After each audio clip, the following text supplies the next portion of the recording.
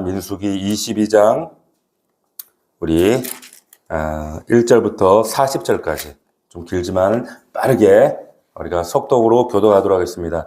자, 오늘 말씀 제목은 회색 신앙 이런 제목으로 하나님 말씀을 우리 잠시 상고하도록 하겠습니다. 민수기 강의 27번째 말씀입니다. 지난주 말씀 좀 우리 복기를 좀 해보면 쉽고 편한 왕의 대로라고 하는 그 길이 아니라 하나님이 에돔은 형제니까 우회해라 그랬죠. 우회하여 가라. 멀고 험한 길이지만 돌아가는 그 여정길에 또 이제 이 백성들이 하나님을 원망합니다. 왜 우리를 이렇게 돌아가게 하느냐. 이스라엘의 고질적인 병, 불평불만의 병이 다시 발현되죠. 그래서 하나님 그 죄를 다루시는데 이 고질적인 이런 그 불만, 불평의 이 죄악들은 그냥 단순히 육신이 힘들고 삶이 고단해서 터져나온 그런 원망이 아니었다라고 하는 겁니다. 이들의 원망은 하나님과 하나님 은혜를 하찮게 여기는 그런 불신에서 촉발된 겁니다. 그래서 만나가 하찮다, 뭐 해주신 게 뭐가 있냐, 이렇게 반응하더라는 거예요. 자, 하나님은 이렇게 걸핏하면 원망하는 이들을 고치시기 위해서 어떻게 하셨어요?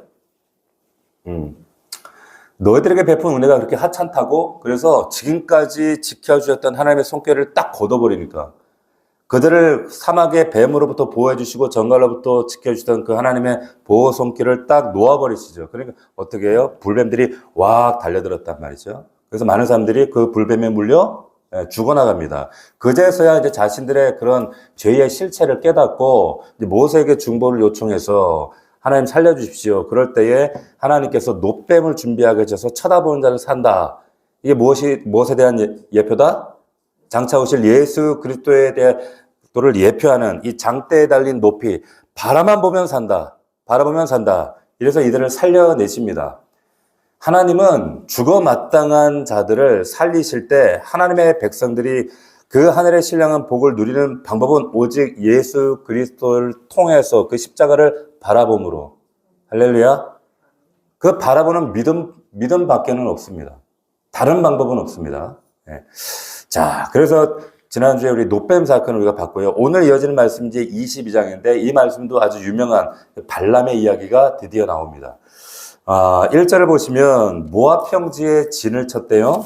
1절 보니까 이스라엘 자손이 또 길을 떠나 모압 평지에 진을 쳤으니 어디라고? 여기가 요단강 건너편 동편입니다. 여기에 진을 쳤습니다.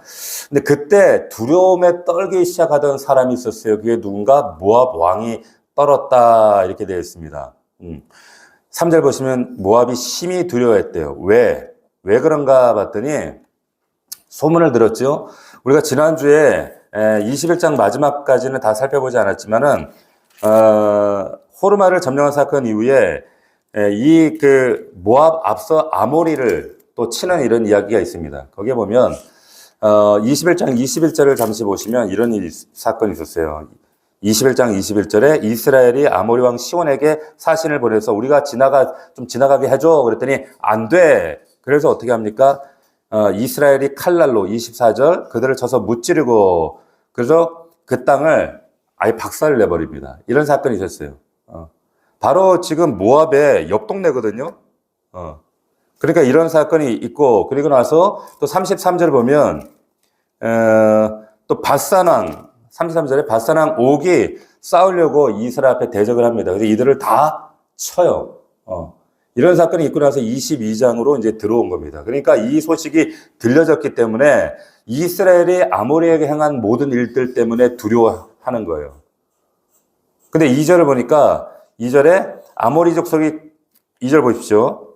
아모리인에게 행한 모든 일을 보았으므로. 그러니까 어떻게 저들이 저렇게 강한데 어떻게 저렇게 싱겁게 무너질 수가 있지?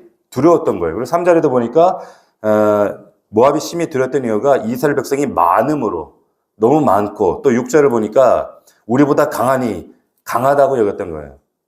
그래서 심한 두려움을 이 어떤 정말 공포감을 느끼는 거죠. 이민족에 대한. 자, 그래서 사실 하나님은 이 모압 백성들하고 싸우라 그랬어요? 싸우지 말라 그랬어요? 싸우지 말라 그랬어요. 모압도 친족 족속이기 때문에 에돔처럼. 그러니까 하나님께서 말씀하셨기 때문에 이스라엘은 사실은 싸울 의사가 없었습니다. 그런데 모압 사람들이 미리 자신들이 어떻게 될 거라고 지금 혼자 상상하고 착각하고 두려움에 빠진 거예요. 모압 사람들이 하나님의 이런 뜻을 알 리가 없죠. 자, 그래서 모압 왕이 미디안 장로들에게 4절 보시면 비유를 사용해서 말을 해요. 무슨 말이냐면, 야, 소가 밭에 풀을 뜯어먹은 것 같이 사방에 있는 것을 다 뜯어먹을 거야. 이렇게 얘기를 합니다. 이 미디안 사람들이 누군가 창세기에 보면, 25장에 아브라함의 그 후처 가운데 구두라라고 하는 여인이 있어요. 그 구두라의 아들, 그러니까 그 조상입니다. 미디안이. 그런데 이 미디안은 또 어떤 사람들인가? 장사꾼. 또 창세기에 보면 장사꾼, 상인들로 이렇게 그 묘사가 되어져 있어요. 그래서 은 20에 그 요셉을 어떻게 해요? 사가지고 애굽의 바로 친위대장 보디발의 집에 팔잖아요. 그들이 미디안 족속들이에요. 이 미디안들. 그런데 어쨌든 이들과 이제 묻는 거죠. 그래서 그들이 이제 해결책을 낸 게 뭐냐? 아, 당시에 유명한 술사를, 아주 용한 사람이 있답니다. 그런 거예요. 그 사람이 어디 있느냐? 저 부도로에 있는데, 지금으로 말하면 유프라테스 티그리스가 쯤에 있었던 것 같아요. 거기에 부올의 아들 발람이 있습니다. 사신을 보냅시다. 그게 5절이에요. 그래서 사신을 부올의 아들 발람의 고향 강가 부돌에게 보내는데, 예? 자, 그러면서 얘기하는 거죠. 여기에 이제 보니까 사신들의 면면이 7절 보시면 모압 장로들과 미디안 장로들이 복채를 가지고 간 거예요. 예물을 아주 귀한 걸 가지고 갑니다. 아, 이게 뭐 바로 옆 동네에 간 것처럼 우리는 느껴지지만은 지금 이 부돌이라는 곳이 발람이 있던 곳이 어디냐면 지금 메소포타미아 유프라테스가 그러니까 지금 있는 이곳에서 약 600km가 떨어져 있는 거예요. 어마어마하게 먼 거죠, 당시로는. 지금도 먼데 당시로는 어마어마한 거리입니다. 걸어서 20여일 거리인 거, 왕복 40일. 상당한 거리. 근데 그 발람이라는 사람은 이 모압, 이 근동 세계에서 그만큼 상당한 소문이 자자했던 유력한 사람이었다는 겁니다. 그래서 발람에게 이 사신들을 보내서 이스라엘 우리보다 강하니까 와서 6절을 보시면 우리보다 강하니 처항한데 와서 나를 위하여 이 백성을 저주해라 이렇게 얘기하는 거예요. 저주해달라고 요청을 한 겁니다. 그러니까 저주문을 이걸 낭송해달라고 하는 거예요. 이게 우리나라에도 이런 게 있잖아요. 그죠? 영화 무당대로다가 이게 왜 이런 사극 같은 데 보면 저 왕 빨리 죽으라고 막 이런 거 하잖아요. 그래서 부적, 막 비계다 뭘 심고 뭘 또 찌르고 막 이런 거 그런 거 한 거예요. 자, 그래서 이게 당시 근동세에 굉장히 어떤 그 유력한 사람들의 세력을 약화시키는 굉장히 효과적인 주술이 있었어요. 그 기록이 나와 있습니다. 그러니까 이 발람의 명성이 대단했던 거예요. 근데 발람이 자신에게 찾아온 사람들에게 어떻게 하냐면, 하나님께 말씀을 들었어요. 그런데 유숙하라고 하고 자신이 하나님의 말을 다시 한번 확인해 보겠다 이렇게 반응을 합니다. 자, 보세요. 여호와께서 자신에게 이르는 말을 내가 듣겠다. 한번 일단은 들어보겠다. 다시 이렇게 얘기를 한단 말이에요. 자, 상당히 경건한 말 같지 않아요? 굉장히 신앙 있는 말 같지 않습니까? 네? 그럼 이 사람이 신앙인인가요? 그리고 또 하나님께서 발람에게 임해서 말씀을 하세요. 12절을 한번 보시면 세 가지를 말합니다. 세 가지. 세 가지를 뭘 말씀하는가 잘 보세요. 하나님이 발람에게 이르시되 너는 그들과 함께 가지도 말고 백성을 저주하지도 말고 또 그들은 복받은 자들이다. 세 가지. 그죠? 가지 마라, 저주하지 마라, 그들은 복받은 자들이다. 이 세 가지. 이걸 기억해 두십시오. 자, 이런 얘기를 듣고 그 다음날 아침에 그러면 발람이 어떻게 하겠어요? 사신들에게 야, 하나님이 가지 말래. 13절. 아침에 일어나서 너희 땅으로 돌아가라. 여호와께서 내게 너와 함께 가기를 허락하지 아니한다. 세 가지를 얘기했는데 한 가지만 얘기하면서 너희들 돌아가라 이렇게 얘기를 하는 거예요. 자, 우리 여기서 한번 질문 한번 해보겠습니다. 앞서 우리가 잠시 언급한 대로 발람은 하나님의 선지자예요? 아니에요? 어때요? 이 사람은 신앙인이에요? 아니에요? 하나님과 이렇게 소통하는데? 목소리를 듣는데 하나님께 묻고 있잖아요. 제가 하나님께 늘 물으라고 하잖아요. 근데 하나님께 묻고 있잖아요. 굉장히 경건하고 상당히 신앙적인 사람 같잖아요. 또 여호와를 알아요. 언급하자. 여호와에게 물어보겠다 이런단 말이에요. 이 사람은 하나님을 아는 사람이었을까? 하나님과 대화했는데 이거 어떻게 해석해야 됩니까? 우리가 간과하는 부분인데 여러분 이걸 통전적으로 성경 전체를 보셔야 돼요. 성경에서는 여호수아 13장에 보면은 부올의 아들 점술과 발람이라 그래요. 선지자 발람이 아니라 점술과 발람이다. 선지자가 아니라는 거예요. 민수기 24장에도 점술을 썼던 사람이다 이렇게 평가를 합니다. 그러니까 대체로 이 발람에 대한 성경의 평가는 좀 부정적이에요.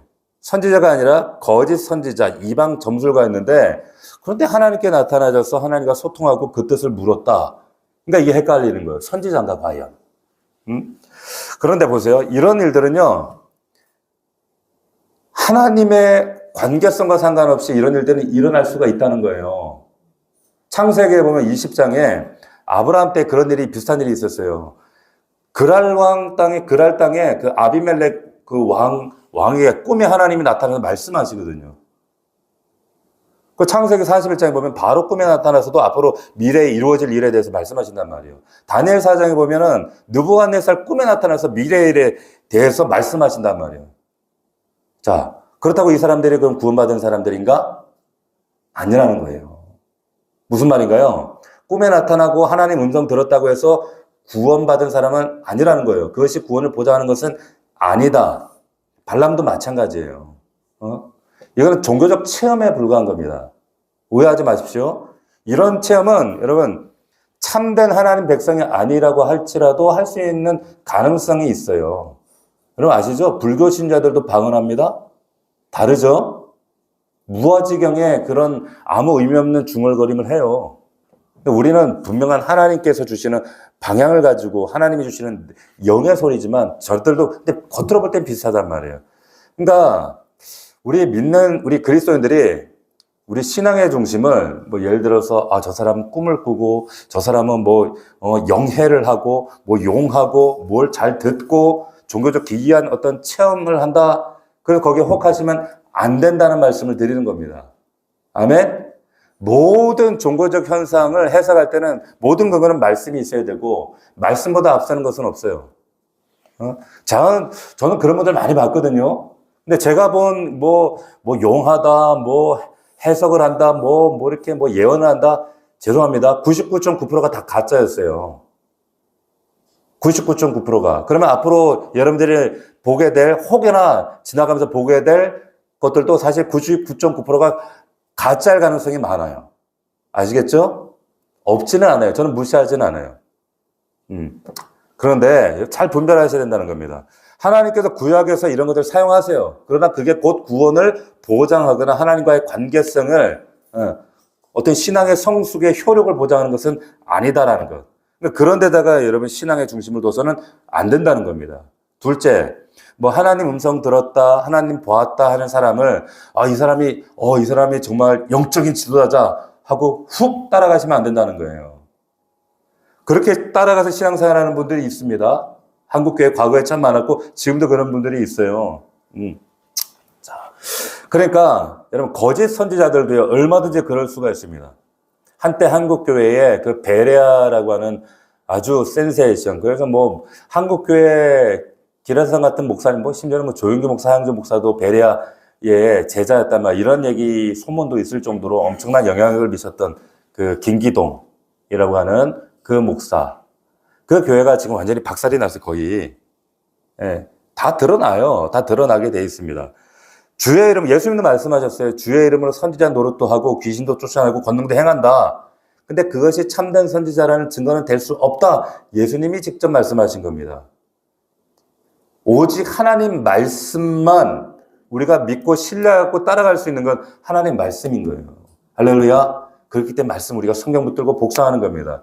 신명기에도 보면 13장에 꿈꾸는 자, 이적과 기사를 보이는 자가 아니라 하나님의 말씀을 바르게 전하는 자가 참 선지자다 그랬어요. 그러니까 예언자, 선지자라는 말은 나비라는 말은 뭐냐? 말씀을 맡은 자라 이 말이에요. 성경을 맡은 자라. 뭐 미래를 막 얘기하고 뭐 알아듣지 못하는 말을 막 선포하고 이것이 예언자 선지자가 아니라 그러니까 말씀을 맡은 자는 다 누구예요? 선지자예요. 여러분도 다 선지자가 될 수 있는 거예요. 우리가 다 선지자란 말이에요. 예. 그 발람은 참 선지자가 아니라는 증거가 또 나와요. 그게 뭐냐? 잘 보세요. 12절에 세 가지 말씀하셨잖아요. 하나님이. 어떻게? 너 따라가지 마. 그리고 또 뭐? 저주하지 마. 이 사람들은 복 받은 사람이야. 세 가지를 말씀하셨어요. 따주복. 우리 어성경 하는데 이렇게 말을 줄여서 하니까 잘 외워지더라고. 따주복. 따라가지 마. 저주하지 마. 그리고 이 사람들 복 받은 사람이야. 따주복. 세 가지를 얘기했어요. 그런데 발람은 세 가지 중에 하나만 해요. 반응해요. 뭐라고? 13절에 내가 너희와 함께 가기를 허락하지 않는다. 한 가지만 말해요. 맞습니까? 왜? 보세요. 그러면서 그들이 다시 찾아올 수 있는 여지를 주는 거예요. 아시겠어요? 정확하게 하나님의 의도를 전달하지 않습니다. 하나님의 의도는 명확해. 이 사람들 복받은 민족이야. 따라가면 안 되고 이 사람들 저주하면 안 돼. 명확한데 다 빼놓고 따라가지 말라고만 했어. 그 얘기만 하는 겁니다. 이렇게 말하는 의도가 있겠죠.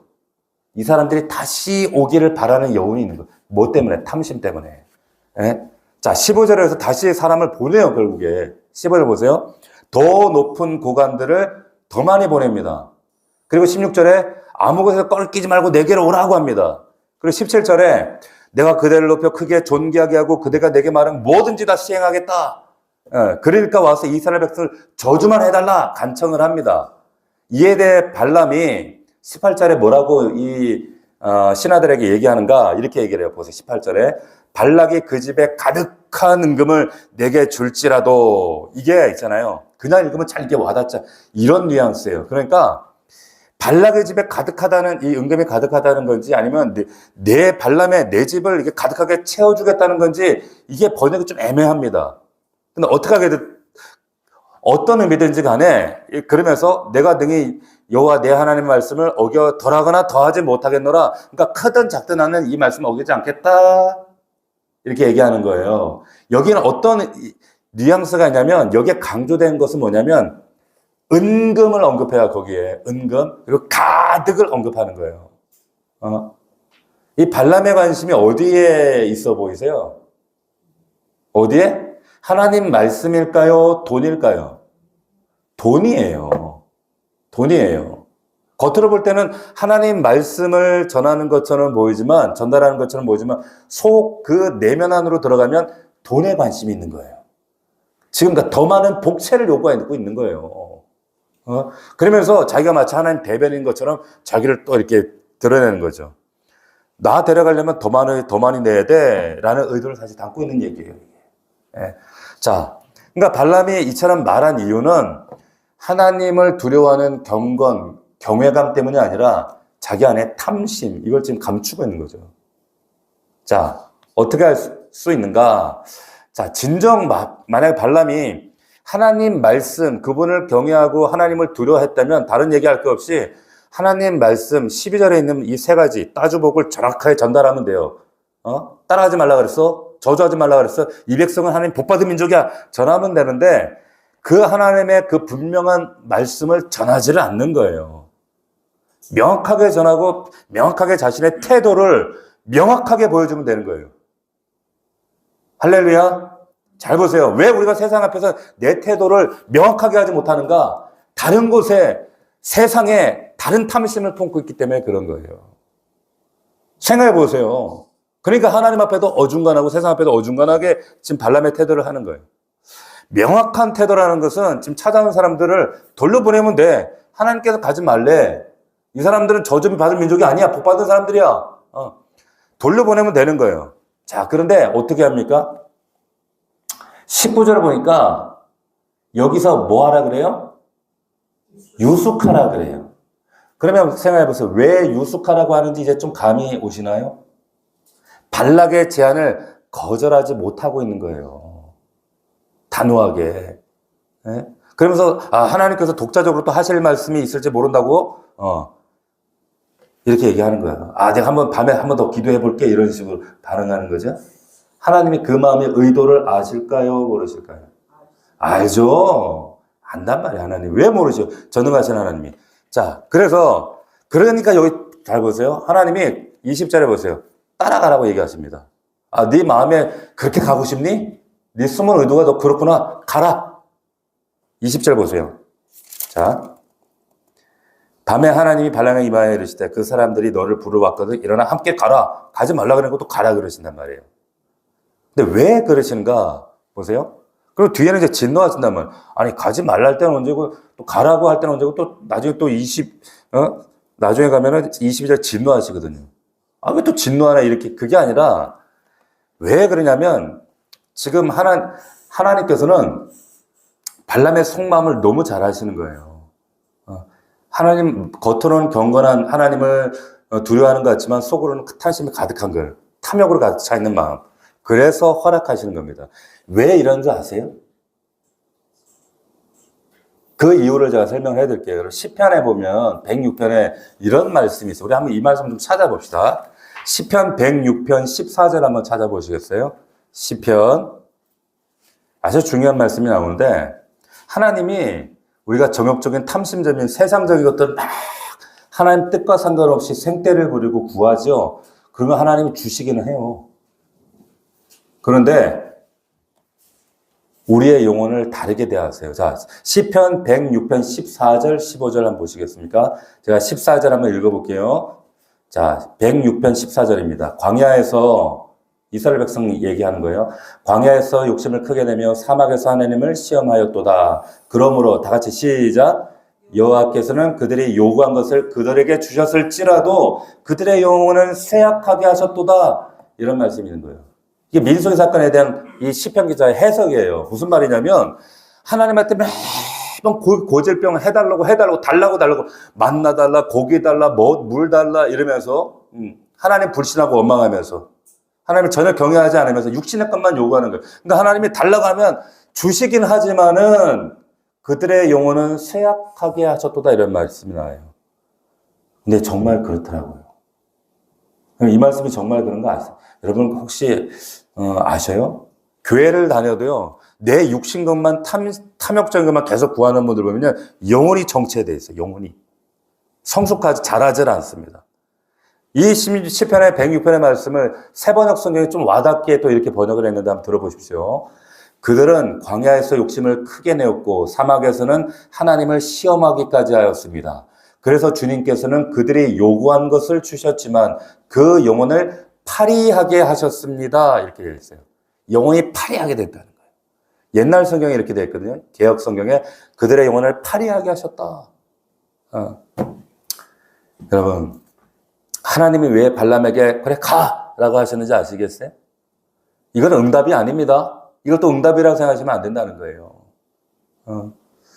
이게 발람이었어요. 이 발람이 여러분 보면 꽤 경건한 선지자처럼 이렇게 생각될 수 있는데 성경이 이 발람에 대한 해석을 이렇게 얘기를 합니다. 한번 들어보세요. 베드로가 이렇게 해석을 해요. 이 발람에 대해서 2장 15절에 보면 한번 들어보십시오. 저희가 그 초대교회에 발람 같은 거짓 선지자들이 많았거든요. 이렇게 비유로 얘기하는 거예요. 저희가 바른 길을 떠나 미혹하여 부올의 아들 발람의 길을 쫓는도다. 발람은 불의의 싹을 사랑하다가 자기의 불법으로 말미암아 책망을 받되 말하지 못하는 나귀가 사람의 소리로 말하여 이 선지자의 미친 행동을 저지하였느니라 이렇게 얘기해요. 베드로가 이 발람에 대해서 뭐라고 했냐면 미친 행동했다 이 말이에요. 이게 순화해서 한 말이에요. 좀 세게 말할까요? 미친놈이라는 거예요. 이놈은 미친놈이라는 거예요. 베드로가 이 발람 이거 진짜 미친놈이다. 미친 짓 한 거다. 유다서에도 또 나와요. 이 사람의 죄가 얼마나 심각하냐면 여러 번 나와요. 유다서에 화잇을 쓴 이 사람들이요 가인의 길에 행하였으며 삭슬 위하여 발람의 어그러진 길로 몰려갔으며 고라의 폐역을 쫓아 멸망받았도다. 멸망받았다는 거예요. 하나님 뜻을 알면서도 모르는 게 아니에요. 성경 말씀을 받았어요. 그런데 불의의 싹 때문에 탐심 때문에 어그러진 길로 갔다는 거예요. 안타까운 건 뭔지 아세요? 그러한 분들이 있어요. 탐욕 때문에 자신들의 죄를 합리화해주는 그런 교회를 찾아가요. 그런 목사. 우리 교회에서는 이런 거 하나님이 당연히 말씀에 죄라고 하는 걸 죄라고 얘기하는데 저 교회는 덮어놓고 그걸 다 괜찮대. 그러니까 그 교회 가겠다는 거야. 이런 바보. 죄를 눈 감아줄 목사를 찾아간다. 이 말이 됩니까? 절대 오래 가지 않습니다. 이거 하나님을 기망하는 거예요. 자, 요한계시록 2장 14절에 이런 말씀이 있어요. 내게 두 가지 책망할 것이 있나니 거기에 내게 발람의 교훈을 지키는 자들이 있도다. 발람이 발락을 가르쳐 이스라엘 앞에 올무와 우상의 제물을 먹게 했고 또 행음하게 했다. 발람의 교훈이 뭡니까? 발람이 이 발락에게 이제 막 저주를 못하게 하니까 어떻게 했냐면 꽤 교훈을 하나 줬는데 이 이스라엘을 멸망시키는 방법 이렇게 하면 돼. 어떻게 모압 여자들하고 행음하게 해. 그러면 간음죄 그리고 그들이 섬기는 우상 같이 섬기게 될 거야. 그러면 하나님하고 그냥 단절돼. 그냥 저절로 끝나. 이렇게 말해준 거예요. 근데 이게 발람의 계고가 적중하잖아요. 그렇게 해가지고 결국에 이스라엘 백성들이 24,000명이 죽는 사건이 발생한단 말이에요. 보세요. 우리 시대도 마찬가지입니다. 하나님 말씀을 외면하는 길을 가는 것은 이건 발람의 길입니다. 우리 시대도 이런 미친 짓을 하는 사람들이 있어요. 엄연히 하나님 말씀이 선명하게 우리 영혼을 각인하고 선포하시고 우리를 바르게 이끌고 계시는데 탐심 때문에 하나님 말씀을 밀어내는 거예요. 합리화하는 거, 다른 핑계를 대면서 다른 길로 가는 거예요. 온전히 이 탐심, 이 돈이 얼마나 무서운지. 제가 어떤 그 부흥사가 있는데 어떤 부흥사님이 몇 번 제가 봤던 분이에요. 처음엔 좋게 봤어요. 그런데 이분이 그 교회를 이렇게 사례비를 드려야 되잖아요. 이런 부흥사가 오시면. 그런데 부흥 강사비가 몇백만 원씩 받는데 어떤 좀 작은 교회에서 초청을 했더니 안 갔다는 거예요. 근데 그 하는 말이 그 교회는 몇십 명밖에 안 되기 때문에 부흥 강사비를 못 주기 때문에 안 갔다. 그 얘기를 버젓이 강단 앞에서 하는데 제가 충격을 받은 거예요. 그게 발람의 길이에요. 발람의 길. 네. 자, 그러니까 성도 수가 적다고 거절한다. 돈 받지 못하니까. 이게 사악한 길이죠. 붕괴 같은 데 이제 가지 마요. 안 가도 돼. 안 가셔도 돼요. 자, 그래서 발람이 이제 하나님께서 함께 가라 하는 소리를 듣죠. 집요하게 요구하면 하나님 뜻과 상관없이 집요하게 요구하는 이게 그러면 하나님이 주셔요. 근데 영혼을 파괴하게 하십니다. 이거 응답이 아니라는 거. 자, 그러니까 발람 마음속에 가라고 했으니까 기쁨이 아주 기쁘지 않겠어요? 응답 받은 거잖아요. 더 빨리 가고 싶지 않겠어요? 그래서 어떻게 하냐면 이 돈에 대한 집착이 이제 거기에 사로잡히니까 이제 보세요. 근데 거기에 대한 하나님의 반응이 22절 한번 보세요. 22절 우리 같이 한번 읽어보겠습니다. 시작. 그가 감으로 말미암아 하나님이 진노하심으로. 그래서 여호와 사자가 막으려고 딱 나타나는. 그러니까 이걸 대충 읽으면 뭐 또 가라고 할 때는 언제고 또 왜 또 진노하고 또 길을 막아? 이런단 말이에요. 자, 그러니까 그 하나님의 그 숨겨진 그리고 그 발람 안에 숨겨져 있는 그 마음 그리고 그 치열한 영적 싸움을 여러분 잘 아셔야 돼요. 맥락을 잘 이해하셔야 된다는 겁니다. 자, 그래서 이 발람에 대해 가졌던 하나님의 마음은 진노라는 사실입니다. 진노. 그래서 아침에 일어나자마자 자신이 먼저 이제 나귀에다가 막 안장에다 짐을 줍니다. 빨리 가고 싶은 거야, 이제. 응답 받았으니까. 빨리 가고 싶어 하는 마음을 이렇게 표현하고 있는데, 그리고 이제 같이 떠나죠. 왔던 사람들과.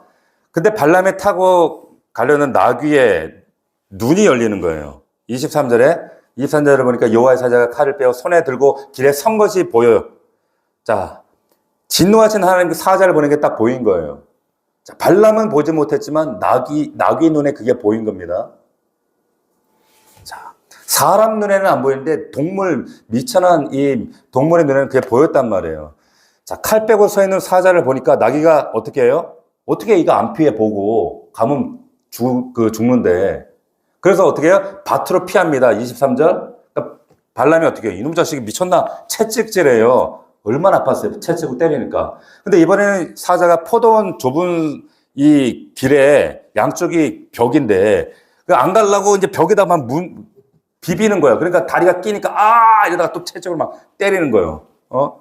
그러니까 이제 세 번째로 여호와 사자가 이제 완전히 더 이상 피할 데 없는 좁은 길에 딱 섰어.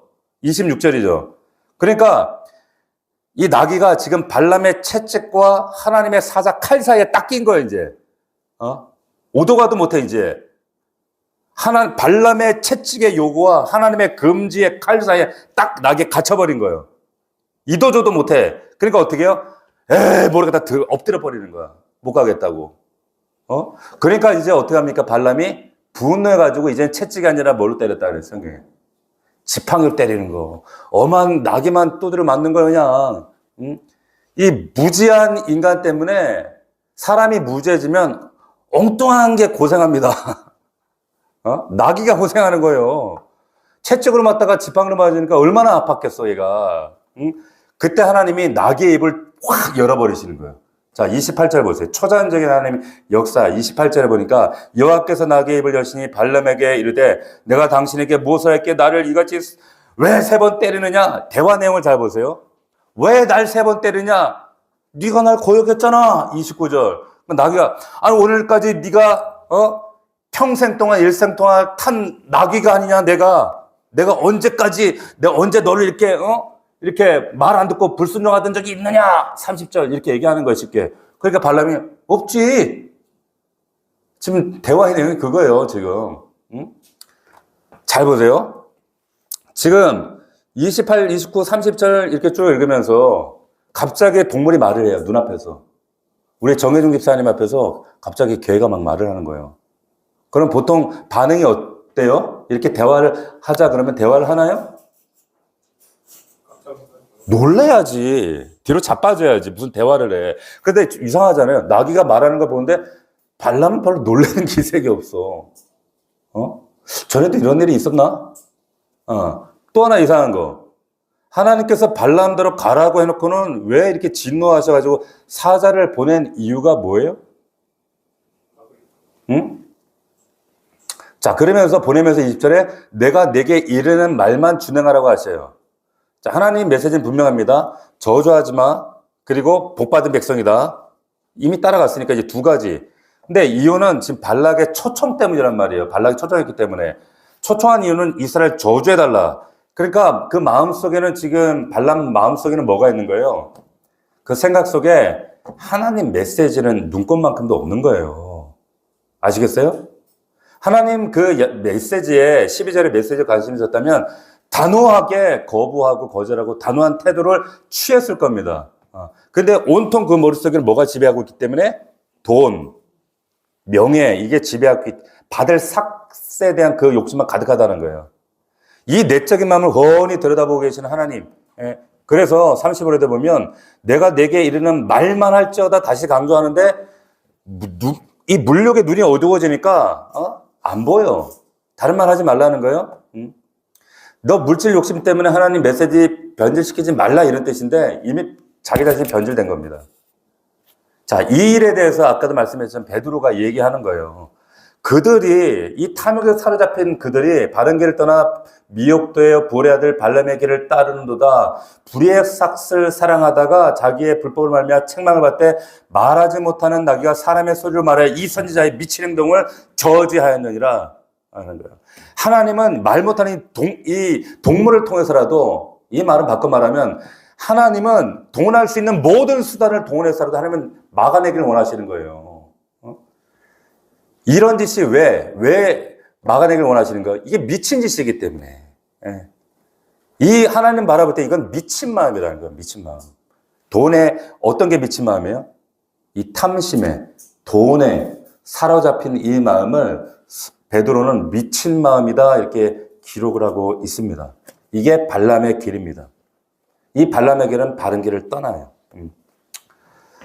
성경에 보면 두 주인을 섬길 수 없다라고 그랬어요. 그런데 참 우리 인생의 딜레마는 우리의 주인은 단연코 우리의 하나님이시지만 우리 아버지가 되시지만 그러나 거기에 못지않게 이 물질이라고 하는 돈이 강력한 힘을 발휘한다는 거예요. 우리의 생각과 우리의 가치관과 우리의 자녀들의 삶까지 우리의 가정까지 모든 전방위적으로 미치지 않는 영향이 없다는 거예요. 그러다 보니까 어느 순간인가 이게 돈이 주인이 되고 목적으로 이게 전도되어 버린다는 거죠. 마지막 싸움은요, 사실은 이 사상 전쟁과 이 만몬 전쟁이에요. 가치관 전쟁. 우리가 지금 포괄적 차별금지법을 어떻게든지 이거 저지하느냐? 왜? 가치관, 가정 가치관, 개인의 하나님 창조관, 이 성경적 가치관을, 세계관을 지켜내느냐? 이것과 돈이 하나님이냐? 아니면 네가 하나님이냐? 이 지금 정말 우리가 믿는 하나님의 참된 하나님이냐? 이 싸움이거든요. 이게 무너지면 발람의 길입니다. 그리고 미친 마음의 길입니다. 싸워 승리할 수 있기를 주의 이름으로 축원합니다. 자, 그리고 또 하나님의 사자가 직접 말할 수 있는데 왜 나귀를 통해 말씀하게 하셨을까? 왜 그럴까요? 에? 왜? 넌 나귀만도 못하다 그 말이에요. 짐승만도 못하다 이 말이에요. 에? 나귀는 하나님을 알아보는데, 하나님 사자를 알아보는데 너는 절대자도 못 알아보고 듣지도 못하고 그리고는 엄한 나귀를 때리냐. 그러면 영적인 것을 보지 못하면 이미 우리에게 주신 영적인 축복과 말씀과 생명이 있는데 그것 보지 못하고 세상 탐심에 살아가는 자들은 나귀만도 못하다 이 말이에요. 짐승만도 못하다. 또 하나 생각해야 될 것. 그건 뭐냐. 발람은 하나님 음성을 듣고도 하나님 사자를 보고도 나귀가 말하는 기적을 보고도 하나님 마음에는 전혀 관심이 없더라는 거예요. 보세요. 간혹 그런 분들이 있어요. 하나님 한 번만 보여주면 제대로 믿겠다 이런 분들이 있어요. 그분 음성 한 번만 들으면 내가 진짜 잘 믿겠다 이런 분이 있어요. 그럴 것 같죠? 안 그래요. 하나님 음성을 들고 사자를 보고 나귀가 말을 해도 처음부터 이런 데 관심 있는 분들은 하나님 마음에 전혀 관심이 없어요. 그냥 기적에만 관심이 있는 거지. 발람이 그랬다는 겁니다. 이렇게 하나님 직접 말씀하시고 이런 기적을 봐도 하나님 뜻에 관심이 없어요. 그냥 제 마음대로 사는 거예요. 제 탐심이 이끄는 대로.